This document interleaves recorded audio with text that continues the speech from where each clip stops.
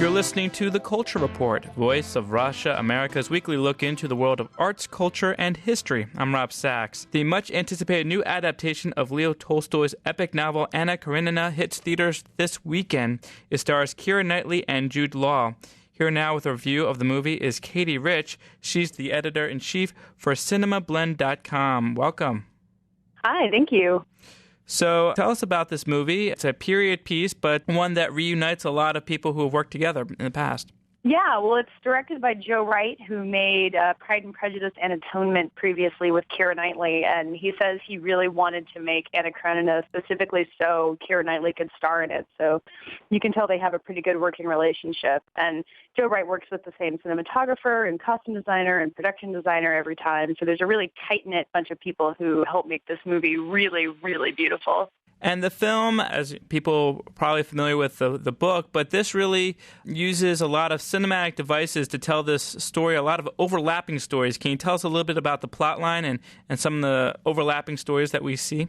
Yeah, well, I think it kind of streamlines the original Tolstoy book, and it really narrows the focus down to this series of love stories among these people who are all in high society in St. Petersburg and Moscow. And there's obviously the title character, Anna Karenina, played by Keira Knightley, who is a high society wife. She's married to a lawyer who's played by Jude Law, and she falls for this young soldier named Vronsky, who's played by Aaron Taylor Johnson. And they start an affair that's this enormous scandal. They live in, this very cloistered society where any step out of line is a huge deal and a giant scandal. So their lives are kind of torn apart by this affair. And then at the same time, you see this burgeoning love story between this man named Levin, who works at a farm out in the country and is kind of separate from society. And he falls for this younger woman named Kitty, who at first had fallen for Vronsky. You can kind of see how the story gets a little complicated. But it's mainly these two love stories of Anna and Vronsky as they kind of fall apart, and then Levin and Kitty as they come toward each other. And you see them paralleled while there's all this gossip and other goings-on about these high society families. And you talked about high society, but there's a real show of the contrast between the haves and have-nots, even the high society, the people who are in the upper class speaking a different language.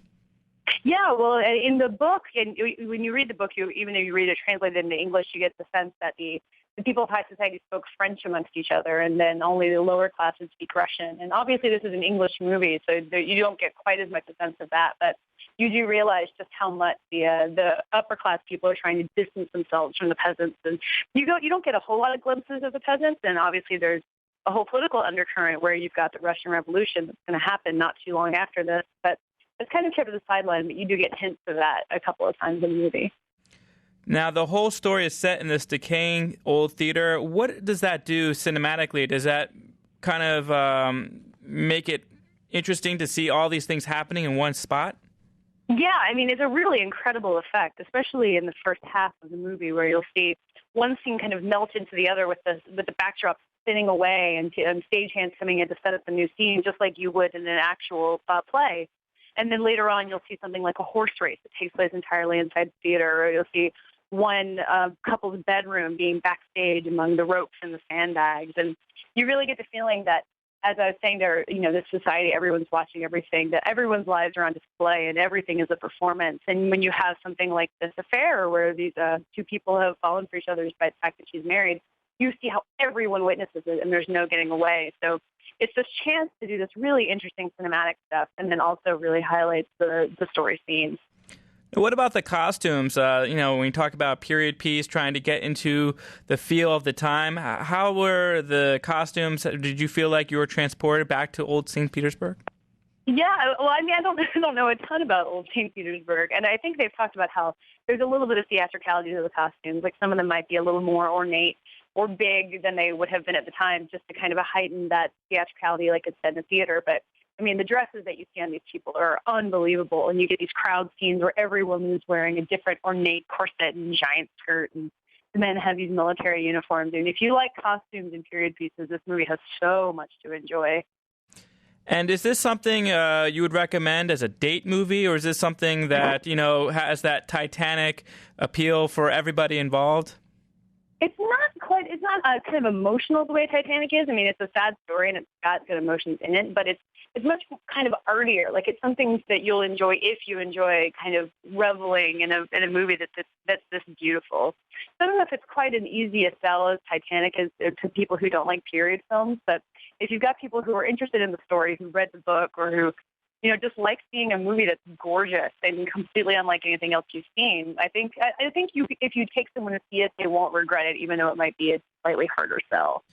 Now, of course, when you talk about having this great team put together and great actors and everything, people always talk about awards. Do you think that this movie might get some awards? I hope so. I'd really like to see that happen. It's this is the time of year when all of those awards movies start showing up, and it's hard to know if Anna Karenina can really pull itself up to the top of the pack when there's a lot of other things vying for that attention. But I'd really like to see Keira Knightley get a nomination. I think Jude Law is really great as her husband and supporting actor. And, maybe if it does really well, it could start getting Best Picture talk. It's the kind of movie that really needs to have a lot of audience support to get attention from critics who might think, it's just a big fussy period piece. I don't need to pay attention to it. So if you want to see it win Oscars, you got to go see it in theaters. Though everyone says Abraham Lincoln is going to be a big contender. Yeah. So we'll see. That opened pretty big it opened in just about, I think, 8 or 11 theaters last weekend, but it made a lot of money from just that small release. So it's looking really strong right now, but that's definitely one of the top ones.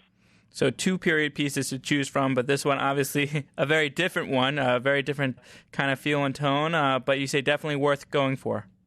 Yeah, I was a big fan of it. I mean, it's gotten some mixed reviews, but I think it's definitely, I think you have to see it for yourself to decide if it's your kind of period piece. That's Katey Rich. She is the editor-in-chief for CinemaBlend.com. Katey, thanks so much for joining us. Thank you so much for having me.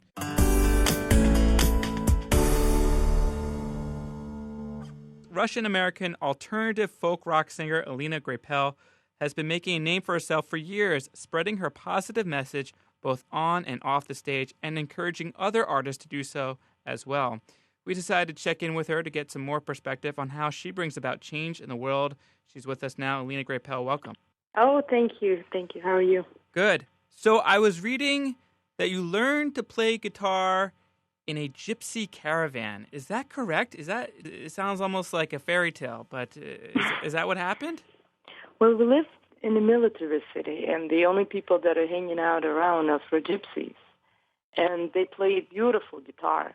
And I played guitar. I was, 13, 12 years old. And, I was listening, and one of the gypsies, kind of older guy, his name was Vladimir, he came in and he's like, "This is awful. Don't ever do this again, because that's a guitar." And I was like, "Oh, yeah?" I was a crazy kid, and I told him, "Okay, well, then you teach me." And he's like, "You can't play." And when somebody tells me I can't do anything or something that I'm going to be playing, so I guess that became my profession forever. So let's move back. So where is this military city, and what was it like growing up there? Because I know later on you moved to Minsk, which was a very different experience. It was the middle of a forest. There was nothing. It was the only sense that we have were trees and nature. But I learned a deep appreciation for the empty space and for beautiful energy of nature itself. That became who I am, actually. Great wisdom of whatever we see around us. When you don't have a lot of people around, you have to find wisdom and beauty somewhere else. So I found it in the world. People is not everything. Everything is, Something like that became very important to me in the military city. And then, yes, when I came to Minsk, it was totally different. But my foundation, I'd say, I got from the military city from Belarus. Well, talking about this life-changing move to Minsk, not only was it big for your family, but you became a big celebrity in the Soviet Union. How did this all come about? Was it through your music or poetry, or what was it that catapulted you onto TV just as a teenager? Well, first one, I was talented, and secondly, I was working a lot, and I got my first book published when I was 16. It was a poetry, and then I went into music, and I've written the song. I knew this director who was working on a film, and she asked me to write a song about what her film is, kind of like a main point of what it is. And it was a documentary film. And I've written a song. I've written 300 songs for her for that film. Just got the one that she was thinking would be right, and I got the right one. And we got awards, and it played all over Russia, and it's got the public recognition. It was a very, very good film. The film's name was Way to God, and it was a very important film. And I became known for that, and it was crazy to see your music played all over the national television. Then I had my first recording. In the Soviet Union, the first recording studios were for the symphony orchestras. So I was a little kid, and coming to the symphony orchestra's recording room, where everything is so huge for 300 people would record there, and you're just one with a little guitar.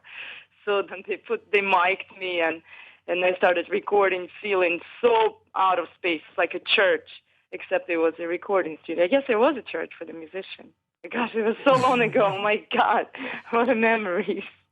But whatever happened, and life moved me to a different direction. So that has nothing to do with my past. Well, let's talk about that move, and specifically your move to the United States. What brought you to the U.S.?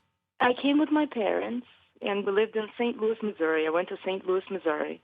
And for a while, I had no voice because I came without English.